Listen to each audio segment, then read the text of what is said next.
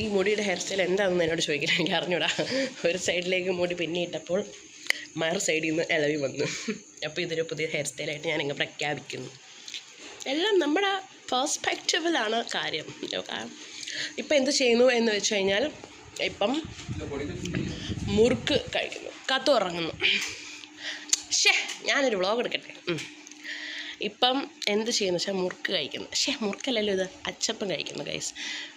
നാട്ടിൽ വരുമ്പം എന്ത് മനോഹരമായ ആചാരമാണിത്, അച്ചപ്പം കഴിക്കുന്നതൊക്കെ അല്ലേ.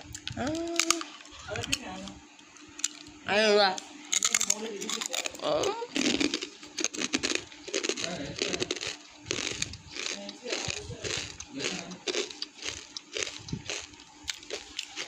കൊച്ചു കൊച്ചു സന്തോഷങ്ങൾ.